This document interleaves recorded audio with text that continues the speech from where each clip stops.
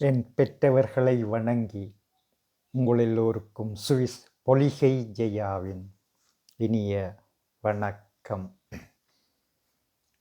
மகன் தந்தை காற்றும் உதவி இவன் தந்தை என்னூற்றால் கொல்லெனும் சொல். இன்று நான் ஆஸ்திரேலியா தாயகம் தமிழ் ரேடியோவில் நடைபெறும் இலக்கிய மறுவல் நிகழ்வுக்காக நான் இராமாயணத்திலே வாலி வதைப்படலத்தை பேசியிருந்தேன். அதை உங்களுக்கு சுருக்கித் தருகிறேன். அன்பார்ந்தவர்களே, வடமொழியிலே வால்மீகியால் எழுதப்பட்ட இந்த இராமாயணத்தை எமக்கு தமிழிலே கம்பர் தனக்கே உரிய புலமைகளுடனும் இலக்கிய நயத்துடனும் தந்தார். இந்த வால்மீகி இராமாயணத்துக்கும் கம்பருடைய இராமாயணத்துக்கும் பெரிய வித்தியாசங்கள் இல்லை. ஆனால் கம்பரின் இராமாயணம் சுவைப்பட்டதாக சொல்லப்படுகிறது. இந்த இராமாயணத்திலே 6-7 காண்டங்கள் இருக்கின்றன. அவற்றை நாங்கள் பார்த்தால், முதல் அயோத்திய காண்டம், கிட்கிந்தா காண்டம், சுந்தர காண்டம், ஆரண்யா காண்டம், யுத்த காண்டம், உத்தரகாண்டம். உத்தரகாண்டத்தை ஒட்டக்கூத்தர் எழுதியதாக சொல்லப்படுகிறது. இப்படி பல பிரிவுகள் இருக்கிறது. அந்த காண்டம் என்றால் பிரிவு, துண்டு அல்லட்டா பகுதி என பொருள்படலாம். அன்பார்ந்தவர்களே, இந்த நமது கம்பரின் இந்த இராமாயணத்திலே 10,589 பாடல்கள், குறும் பாடல்கள் உண்டு. 10,589 பாடல்கள் உண்டு. இதிலே நான் அந்த பாடல்களையும் இடைக்கிடை தருகிறேன். சரி, அதுக்கு முதல் இதுக்குள்ள நுழைய முதல் நான் ஒரு முன்மொழிவை தருகிறேன். வாலி கிஷ்கிந்தை நாட்டு அரசன். வாலியின் தம்பி சுக்ரீவன். வாலியின் மனைவியின் பெயர் தாரை. வாலி மகனின் பெயர் அங்கதன். அடுத்தது சுக்ரீவனின் மனைவியின் பெயர் உருமை. அப்ப இதை நாங்கள் மனதில் நிறுத்தி கொண்டு விடயத்தை பார்ப்போம். வாலி கிஷ்கிந்தை நாட்டு அரசன். ஒரு தரம் ராமணனும் தம்பி இலக்குவணனும் இவனுடைய நாட்டுக்கு செல்லும் போது அனுமான் வாலியின் அரசவையிலே ஒரு மந்திரி. அனுமான் தன்னை அருமைப்படுத்தி அரச சபைக்கு அழைத்து செல்லுகிறான். அங்கே ராமனுக்கும் லக்குமணனுக்கும்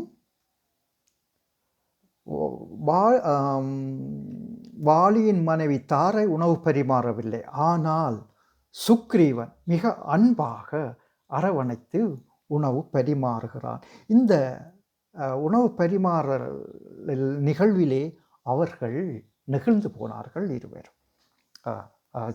அப்ப இப்படி இருக்கும்போது ஒரு நாள் ஏதோ ஒரு காரணத்துக்காக இவன் தம்பியாகிய சுக்ரீவனின் மனைவி உரிமையை, எமது ராவணன் சீதையை கவர்ந்து கடத்தி சென்றது போல சுக்ரீவனின் மனைவி உரிமையை வாலி கவர்ந்து சென்று விட்டான். காம நோக்கத்துக்காக கவர்ந்து செல்லவில்லை. இது தனது மனைவியை அண்ணன் கவர்ந்து விட்டான் என்ற ஒரு ஆத்திரம், வைராக்கியம் சுக்ரீவன் மனதிலே இருந்தது. அப்பத்தான் அண்ணனுடன் போர் புரிய வேணும், இவனை பழி வாங்க வேணும் என்ற ஒரு எண்ணப்பாட்டிலே இருந்தான். ஆனால் வாலியுடன் யாரும் போர் செய்ய முடியாது. ஏனென்றால் வாலியுடன் போர் செய்பவரின் அர்வாசி பலம் வாலிக்கு சென்றுவிடும் என்று சொல்லப்படுகிறது. ஆனால் நான் அதை அப்படி சொல்லவில்லை. அது தவறு. என்ற அறிஞர்களின் கூற்றுப்படி, அதாவது பாருங்கோ, அதில் ஒரு பாட்டு வருகிறது. கிட்டுவார் பொறை கடப்பில் அன்னோர் பட்ட நல்பலம் பாகம் மீறுவான். கிட்டுவார் பொறை கடப்பில் அன்னோர் பட்ட நல்பலம் பாகம் மீறுவான். அதாவது போர் புரிகிறவனின் அறவாசி பலம் வரும். ஆனால் எப்படி என்றால், இதுக்கு உதாரணம் பாருங்கோ. எப்படி என்றால், வாலி என்பவன் மாயாவியுடன் 28 மாதங்கள் சண்டை பிடித்தவன். அப்போ 28 மாதங்கள் சண்டை நடக்கும்போது உண்மையிலே வாலிக்கு இந்த மாயாவியின் அறவாசி பலம் போயிருந்தால் இந்த சண்டை 28 வருடங்கள் நடந்திருக்காது. ஆனால் உண்மையான இதன் சரியான பதிவு என்ன தெரியுமா? வாலி எவனுடன் சண்டை பிடிச்சு அவன் எதிரி இறக்குறானோ அவனது அறவாசி பலன்தான் வாலிக்கு செல்லும் என்பதே உண்மை. இதைத்தான் ஒரு கால் எனது நண்பன் இலக்கிய சுடர் ராமலிங்கமும் ஒரு கூட்டத்திலே பேசினார். சரி, இனி விடயத்துக்கு வருவோம். அப்போ ராமனை வைத்து தனது அண்ணனை கொல்றதுக்கு இவன் திட்டம் போடுகிறான். அப்போ ராமனை ஒரு கால் சோதிச்சு பார்ப்பதற்காக அவன் ஒரு மரத்தின் மீது அம்பைய வைக்கிறான். அந்த ராமனின் அந்த பானம் 7 மரங்களை துளைத்து அப்பால் சென்றது. எனக்கு இன்னும் ஒரு நினைவு வருது. ஏகலைவன் தனது குருவான துரோணாச்சாரியாரின் பொம்மை மீது நாய் அசிங்கப்படுத்ததுக்காக ஒரு கணையை விட்டு அந்த கணை 7-8 துளைகளை போட்டு சென்றது. அப்போ ராமன் அண்ணனை கொல்ல வேணும். எப்படி என்றால், தானும் வாலியும் சண்டை பிடிக்கும்போது ராமன் ஒளிந்து நின்று அவனுக்கு அம்பு விட வேணும். அப்போ இப்படி நடக்கும்போது வாலியும் சுக்ரீவனும் கிட்டத்தட்ட ஒரே முகச்சாயல், உருவமும் ஒரே உருவம். அப்போ அடையாளம் காண்பதற்காக சுக்ரீவனின் கழுத்திலே ராமன் ஒரு மாலையை போடச் சொல்லுகிறான். அப்போ தானே எதிரியை அடையாளம் கண்டுபிடிக்கலாம். அப்போ சண்டை இப்படி நடக்கும்போது வாலி என்ன செய்தான் என்றால், சுக்ரீவனை அப்படியே மேலே தோளுக்கு மேலே தூக்கும் போது ராமன் மறைந்து நின்று அம்பை விடுகிறான். சரியா?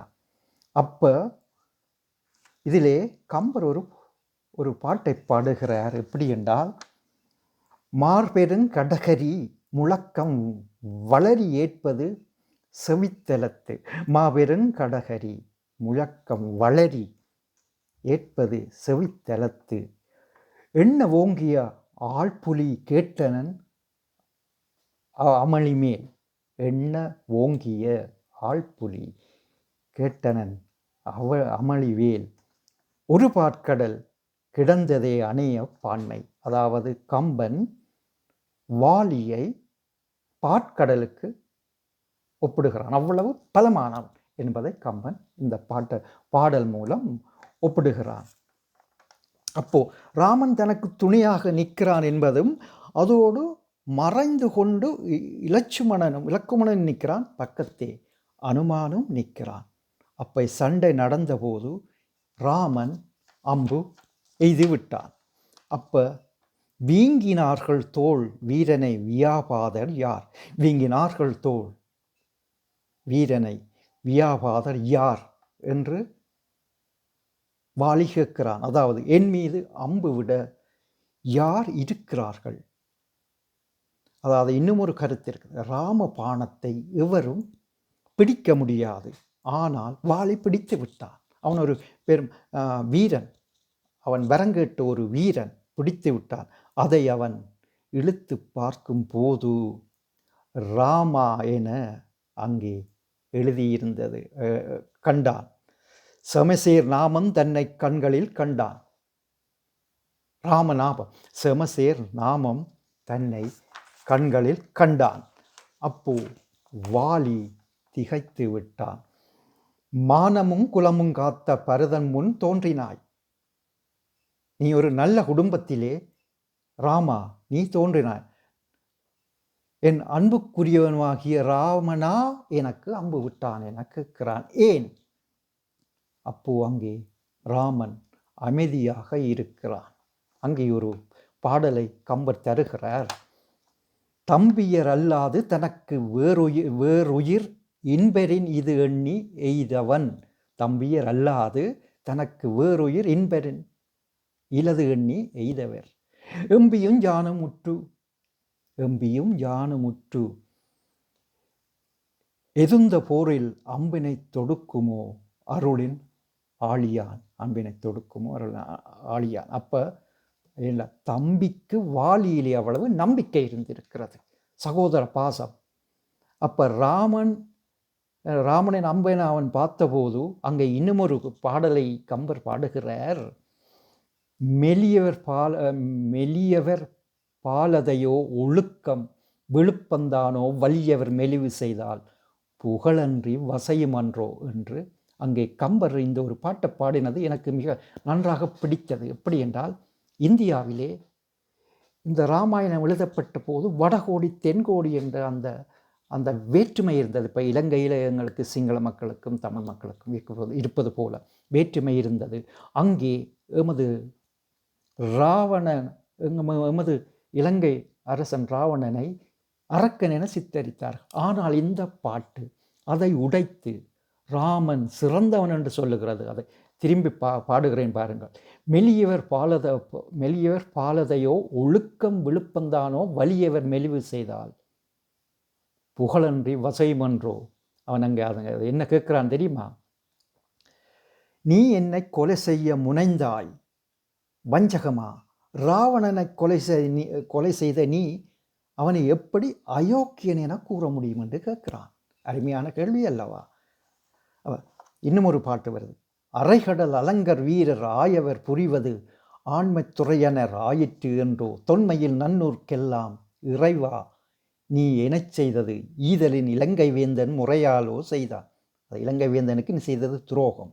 இதுதான் அந்த வாலியின் வதைப்படலம். கிஷ்கிந்த காண்டம் கூறுவது வாலியின் வதைப்படலம் கிஷ்கிந்தாவிலே நடைபெற்றது. இவ்வளவு நேரம் எனது இந்த சிற்றுரையை கேட்ட உங்களுக்கு நன்றி கூறி விடைபெறுகிறேன். நன்றி, வணக்கம்.